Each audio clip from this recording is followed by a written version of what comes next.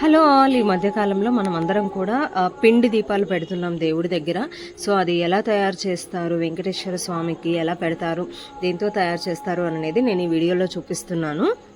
ఉత్త బియ్య పిండితో అయినా చేయొచ్చు, లేదు అని అంటే దాంట్లో కొంచెం స్వీట్ కలుపుకొని దీపం పెట్టేసిన తర్వాత అది ప్రసాదంలాగా కూడా తినొచ్చండి. సో ఇప్పుడు నేను చేసేది స్వీట్తో చేసే పిండి దీపం. దానికి కావాల్సినవి 4 ఐటమ్స్. బియ్య పిండి అంటే ఒట్టి బియ్యాన్నే కొట్టించుకొచ్చుకోవచ్చు, గ్రైండ్ చేసుకొని వచ్చి, బెల్లం, వాటర్ లేదా పాలైనా కలుపుకోవచ్చు, అండ్ నెయ్యి. సో ఇప్పుడు ఒక గిన్నెలో మనం ఎంత అయితే అంటే కొందరు ఒక పిండి దీపం చేస్తారు, 3 చేస్తారు, 5, 7. సో మనం ఎన్ని చేయాలనుకుంటున్నామో దానికి తగ్గట్టుగా బియ్యం పిండిని ఇలా బౌల్లోకి తీసుకోవాలి.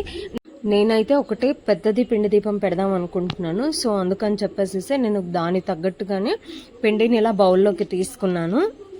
మా సైడు ఇలా పిండి దీపం చేసేదాన్ని మామూలుగా పిండి దీపం అంటారు కదా, మా సైడు అంటే రాయలసీమ సైడు దీన్ని జ్యోతి పిండి అంటారండి.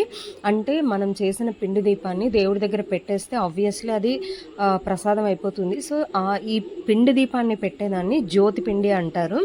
సో చూశారు కదా, బియ్యం పిండిలో మనం ముందుగా తురుము పెట్టుకున్న లేకపోతే దంచి పెట్టుకున్న ఆ బెల్లం పొడిని యాడ్ చేసి ఇలా చేత్తో మెత్తగా నలుపుకోవాలి దాన్ని. ఒకవేళ ఎవరికైనా ఇబ్బందిగా ఉంది నలుపుకోవడానికి అని అనుకుంటే మనం మిక్సీలో గ్రైండ్ చేసినా కూడా ఈ బెల్లము అండ్ బియ్యం పిండి అనేది బాగా మిక్స్ అవుతుంది.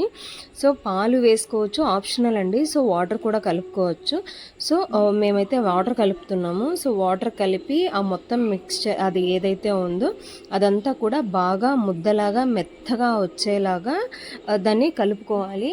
ఎప్పుడైనా సరే మనం పిండి దీపం దేవుడి దగ్గరికి చేస్తున్నాము అంటే ఖచ్చితంగా స్నానం చేసి శుచితంగానే దేవుడి దగ్గరికి నైవేద్యం మనం చేయాలి. ఇక్కడ మా మదర్ కలుపుతున్నారండి పిండి దీపము. సో ఆబ్వియస్లీ పెద్దవాళ్ళు చేస్తే ఎంత పద్ధతిగా చేస్తారు ఏంటి అనేది కూడా మనందరికీ తెలుసు. సో ఫైనల్గా మేము పెట్టబోయే పిండి దీపం అనేది రెడీ అయిపోయింది. సో ఫైనల్గా పిండి అంతా కలపడం అయిపోయిన తర్వాత మనము ఇప్పుడు మధ్యలో ఒక గుంతలాగా పెట్టుకోవాలి. సో అందులో మనము నెయ్యి వేసి ఒత్తులు వేసి దేవుడి ముందర వెలిగించుకోవాలి. సో ఇలా మధ్యలో మనం ఒత్తేటప్పుడు ఇలా చుట్టుపక్కల కొంచెం క్రాక్స్ లాగా వస్తాయి. వాటన్నింటినీ పాలుంటే పాలతో కానీ లేకపోతే తడి ఉంటే తడితో జస్ట్ అలా పైన పూసినట్లు అలా అంటే అది మొత్తం క్రాక్స్ అన్నా కూడా మొత్తం సెట్ అయిపోతాయి. సో ఫైనల్గా పిండి దీపం అయితే రెడీ అయిపోయింది. చూసారా చక్కగా ఆ దీపం ఎంత మంచి షేప్లో వచ్చిందో. సో దీన్ని మనము తమలపాకులో కానీ లేకపోతే రావి ఆకులో కానీ పెట్టి దేవుడి దగ్గర వెలిగించుకోవచ్చు.